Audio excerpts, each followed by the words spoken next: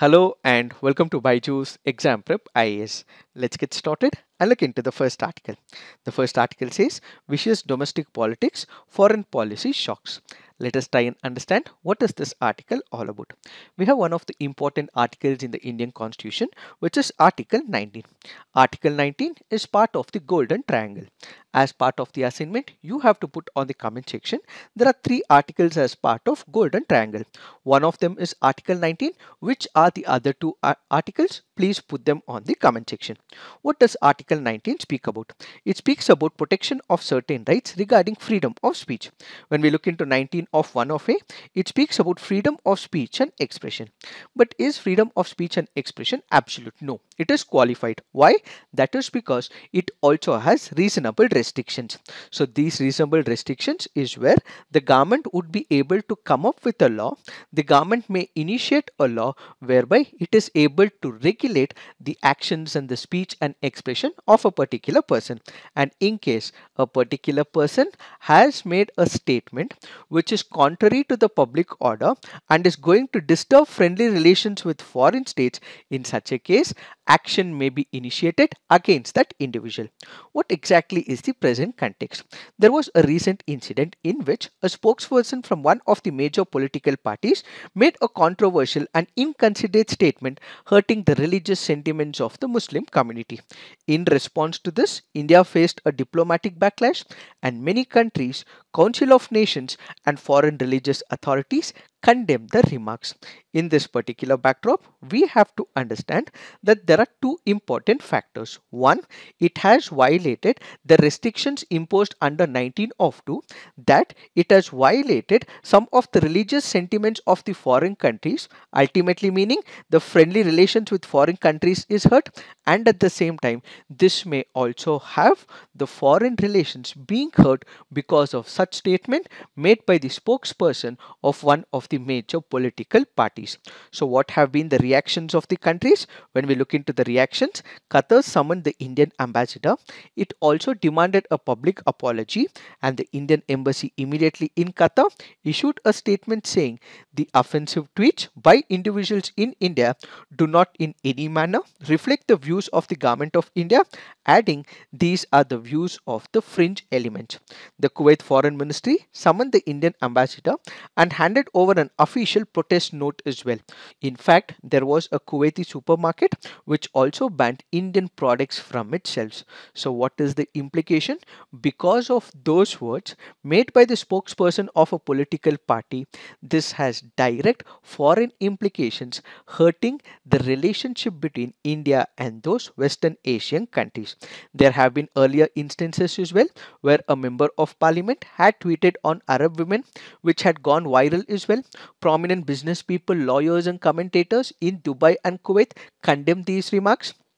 And at the same time, one of the ministers also said that Bangladeshi citizens who had entered India illegally were infiltrators. They had eaten our country like termites. It is at this particular point we also had the senior minister of Bangladesh who remarked that statement was unwanted and uninformed.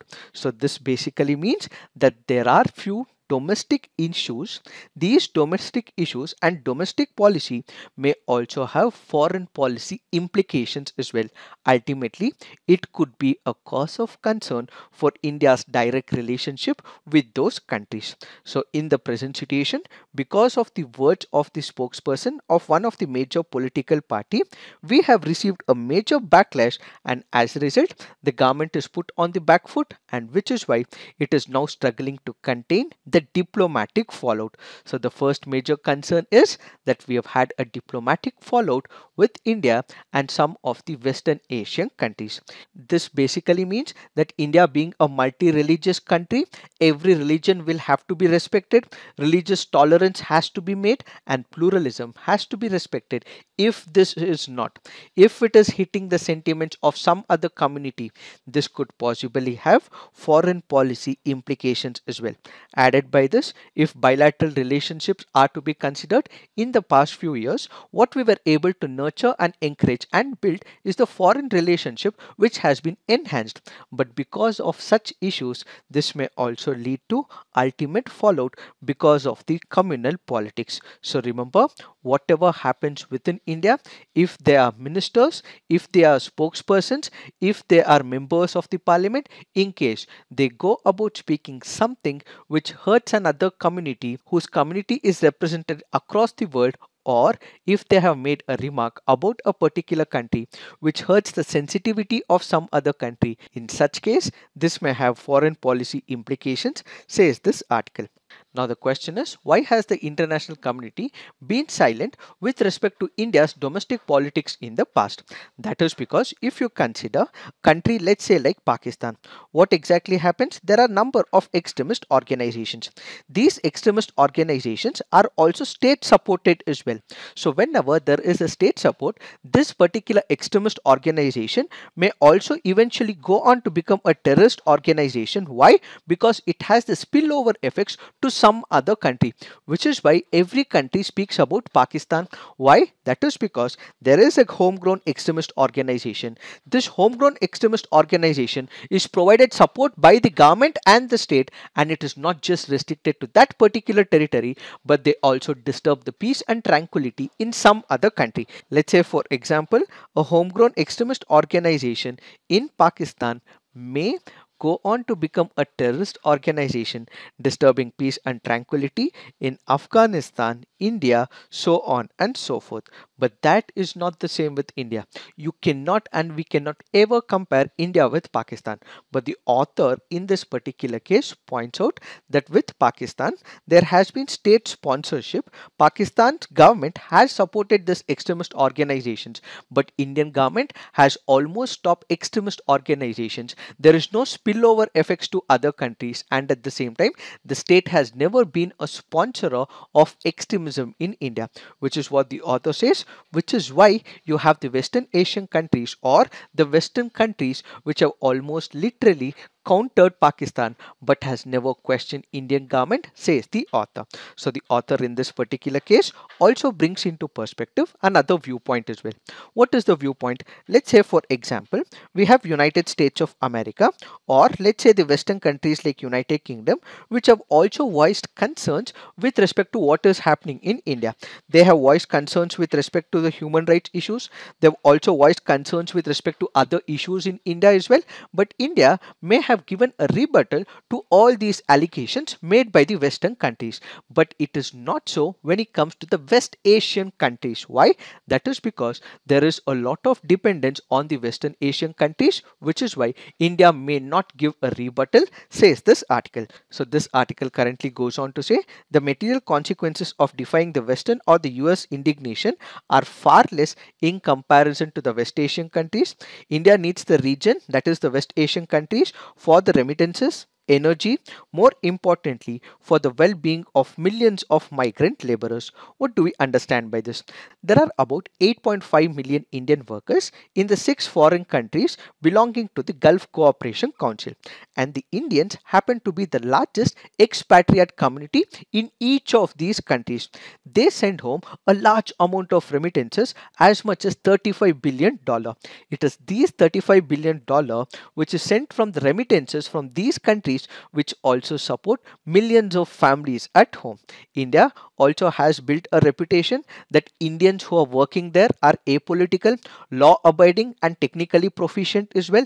And if there are these offensive talks that happen with respect to a particular religion, then the Western Asian countries may not accept the Indians, and ultimately the economy of India may suffer, people may suffer because they may withdraw the consent given to the Indians in those countries, says this article. So basically when it comes to the United States of America and the West, they are also advanced economies, they are advanced democracies as well. They do understand the importance of democracy because we also have certain institutions which question the government itself. But when it comes to the Western Asian countries, they are not the democracy. They may not understand. In such a situation, it may hurt and ultimately may have the foreign policy implications as well. Apart from this, when it comes to United States of America and the West, they do require India for what? To bring down the assertive China and to prevent the hegemony and dominance of China in the Indian Ocean as well as in the Pacific. So this means that Pacific Ocean control and Indian Ocean control can be done only with the support of India. So the West requires India, but that is not the same when it comes to the West Asian countries, says the author. So going forward, in the past few years, what we have been able to do is nurture the relationship with Western Asian countries. We are able to gel up as well. We are able to export and import as well. This should not be disturbed. As of now, the diplomats will be able to manage all these things, but in the near future, we require the spokespersons, the ministers, as well as the members of the parliament to be careful whenever they are uttering about foreign countries or about the religion, as this may hurt India and the foreign implications is for sure going to disturb the relationship, is what is this article all about. Now let's look into the next article. This article says it is a bumping off of the rule of law too. Let us try and understand what is this article all about. This article here is speaking about police encounters in general and Hyderabad encounter in specific.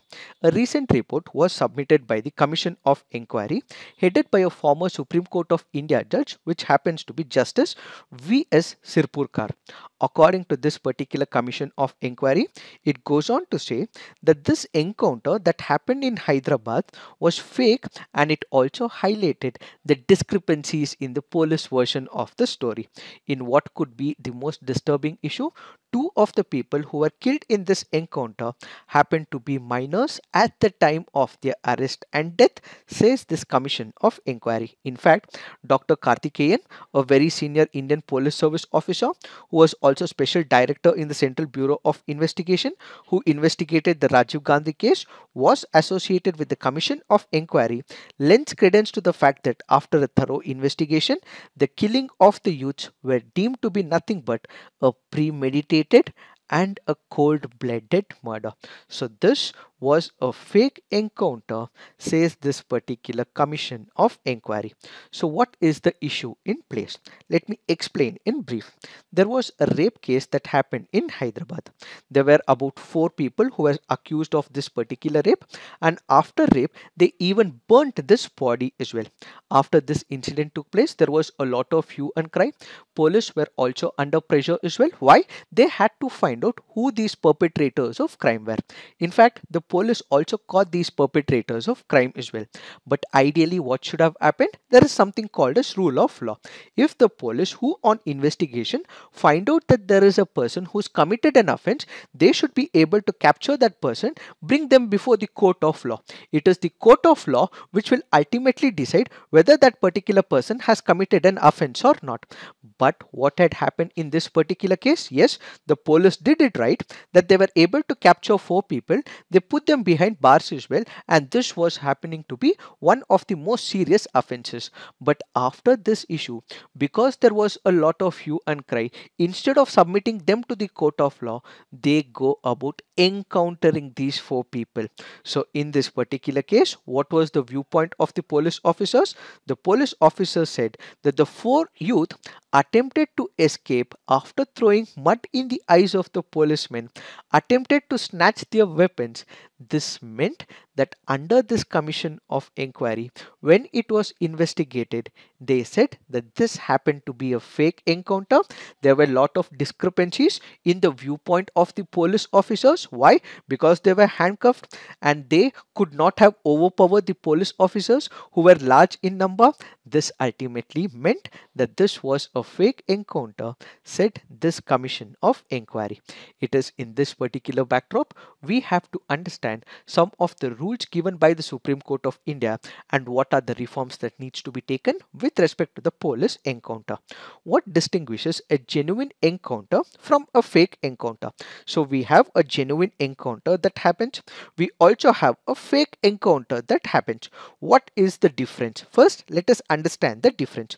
We have some of the important sections under the Indian Penal Code. What are those? We have section 97, which says right of the private defense of the body and of the property.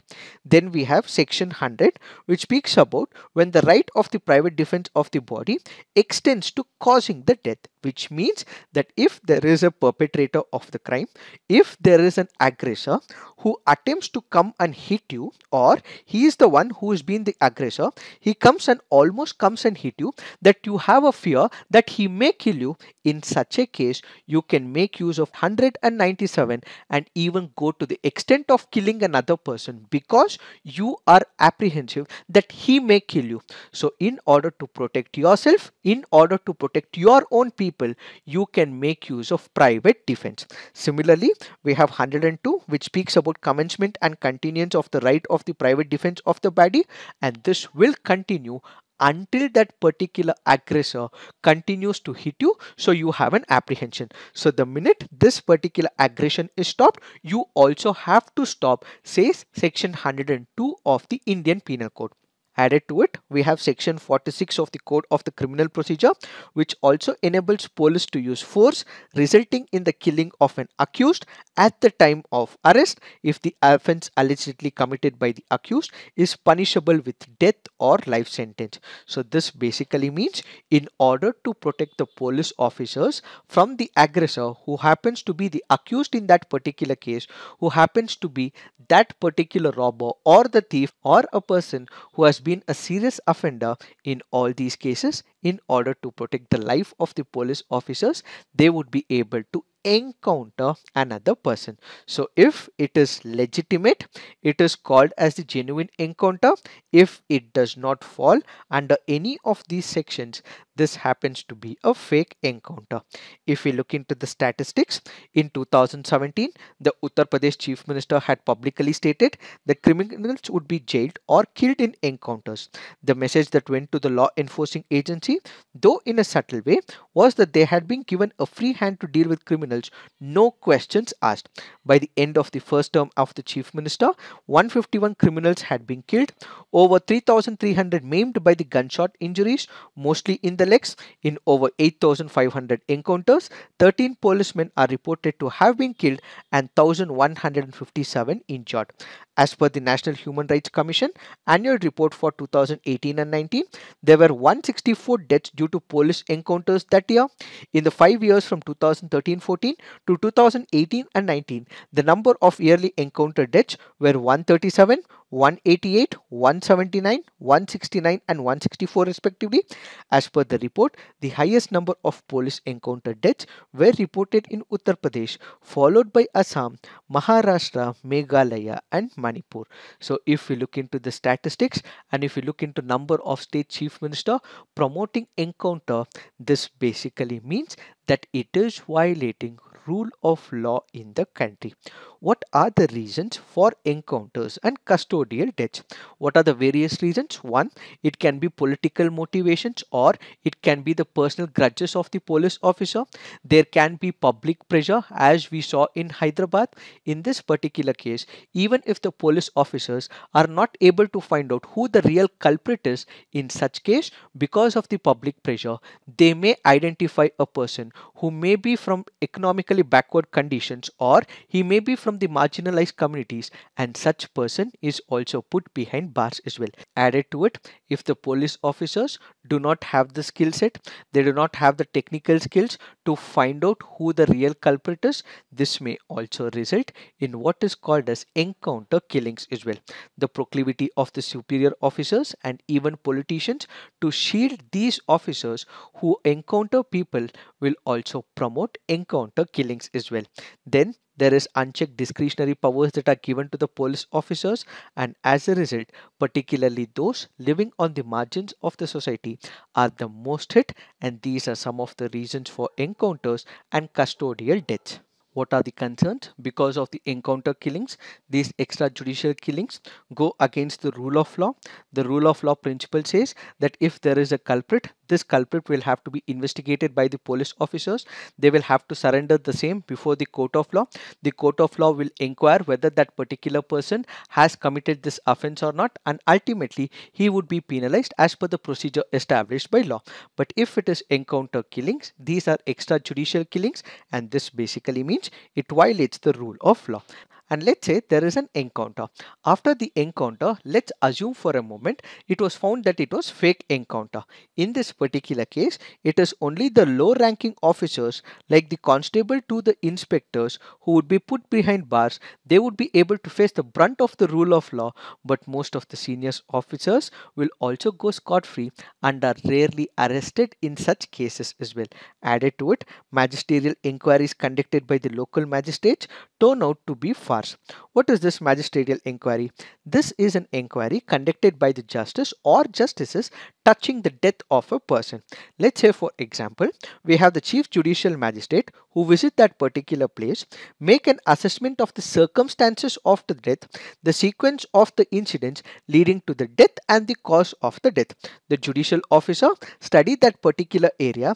They will also see if there was a foul play in the death played by the police officers, and ultimately if they had taken precautionary measures or not. So on the basis of this, a magisterial inquiry would be conducted.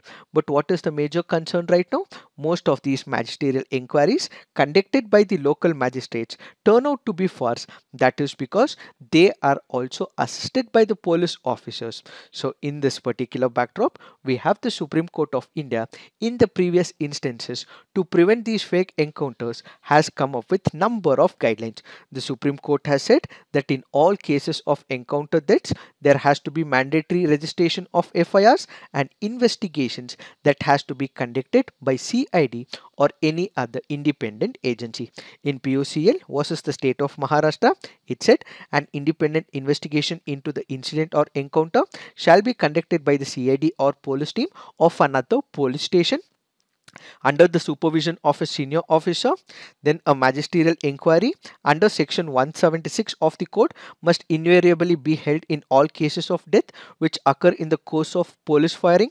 The involvement of NHRC is not necessary, but if there is a serious doubt about independent and impartial investigation, then NHRC report may also be considered.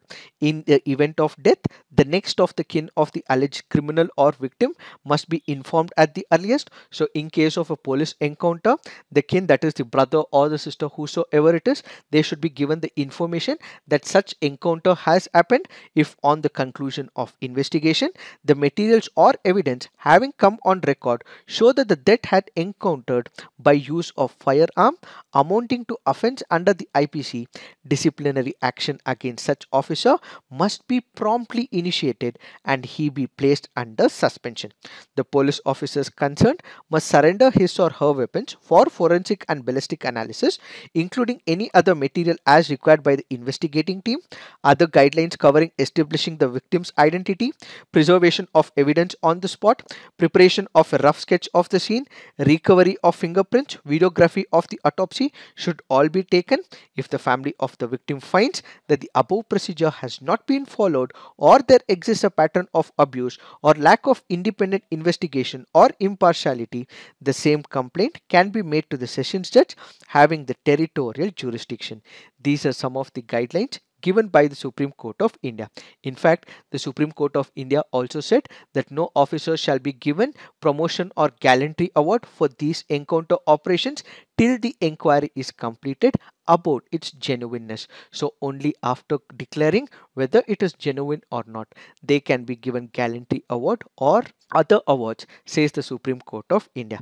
But the author in this particular case also goes on to say that because the magisterial inquiry can also be farce if they are of the same magisterial district instead. So what the author says is that we have to nominate magistrates from some other states or the districts. So basically, if we are able to bring these magistrates from an other states, justice could be done to the victim is the first recommendation.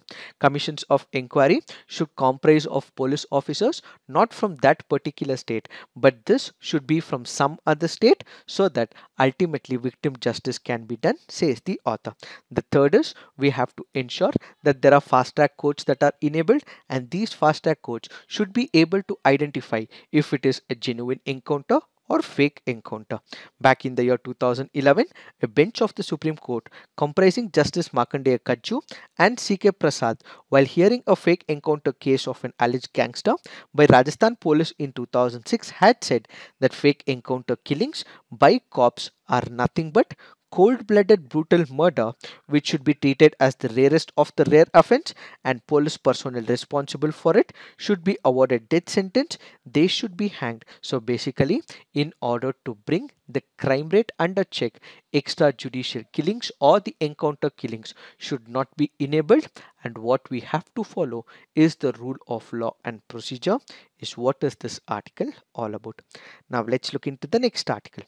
This article says safe foods.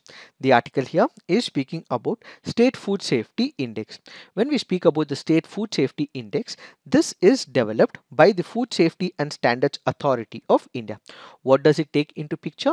It measures the performance of states on the various parameters of food safety. What are these parameters? It includes human resources and institutional data, compliance, food tasting infrastructure and surveillance, training and capacity building, and also the consumer empowerment. So on the basis of this, quantitative and qualitative benchmarking would be undertaken by the Food Safety and Standards Authority of India, and they also make sure that they rank states as per their improvement when it comes to the food safety.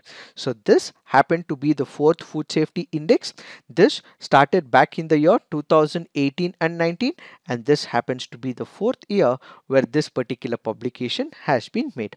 If we look into the statistics, what do we have? We have something called as the larger states. We also have something called as the smaller states.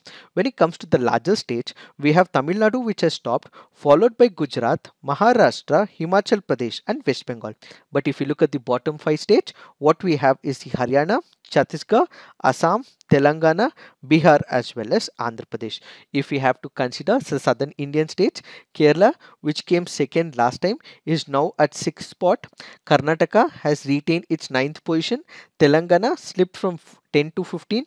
Andhra Pradesh dropped to the last slot from the penultimate slot in the previous edition when 20 states were covered, unlike 17 now. On the basis of all these parameters that we just discussed, we have these states which are ranking higher. If we consider the smaller states, we have Goa, which ranks first, followed by Manipur, Sikkim, Tripura, Meghalaya, Nagaland, Mizoram and Arunachal Pradesh. If we look into the union territories, the first we have is Jammu and Kashmir, followed by NCT of Delhi, Chandigarh, Andaman and Nicobar, Ladakh, Puducherry, Dadra Nagar Haveli and Daman and Diu. The last happens to be Lakshadweep. So this article currently goes on to say that despite the state governments having been able to advance the food safety, what we have to ensure is the contribution of the central government. So active support from the central government will make a lot of difference to the food safety is the first recommendation. The private sector should also come forward in a big way to have staff trained at their cost where such persons are used productively for the purpose. There are also inspiring accounts of the participation of some information technology majors in getting surplus food distributed to the needy, of course with the help of non-governmental organizations, and this should serve as a lesson to those who are still hesitant to make their contribution. So basically we have the central government which also has a lot of manpower. It also has skilled labor as well. It also has resources at its disposal, so it should be providing assistance to the state governments as well as to the union territories so that the states can establish laboratory infrastructure, improve the skill set of the people, both technical and non-technical, and all the other stakeholders like the information technology companies, the private sector should actively participate so that what we have is the food safety that is taken into picture is what is this article all about. Now let's look into the next article. This article says the future of Indian secularism. The article here is only speaking about two important parameters. Please note these two are the only parameters that you have to learn from this article. The first point that it makes is about constitutional paradigm with respect to the secularism. According to the Constitution of India, what the Constitution of India does is it respects all religions. This happens to be the first parameter.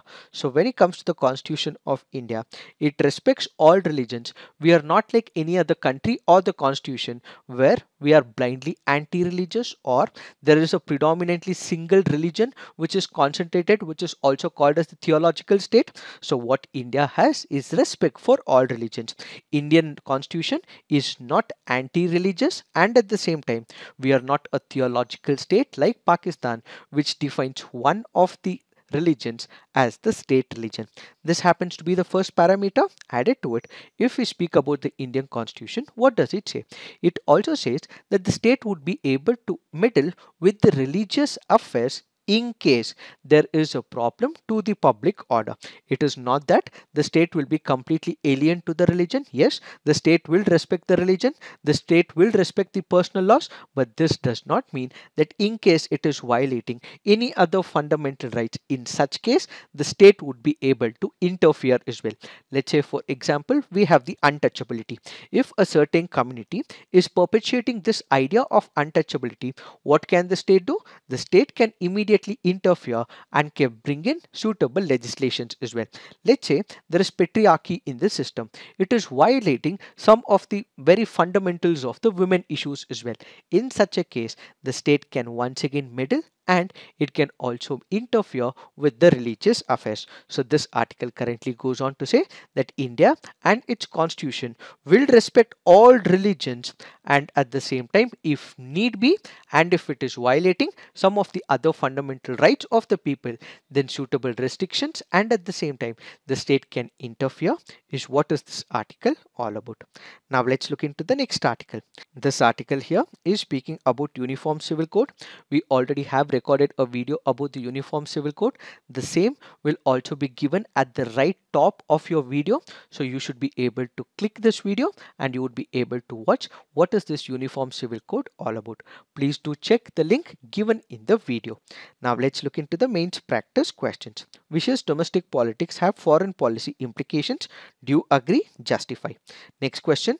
Encounter killings by the police are disturbingly on the rise. Suggest measures to prevent police excesses to fix toxic policing. Please write all your answers on the comment section, peer review, and in case you wish to upload an image, you can also visit our website and upload an image as well. So this is it for today. Thank you for watching. All the best.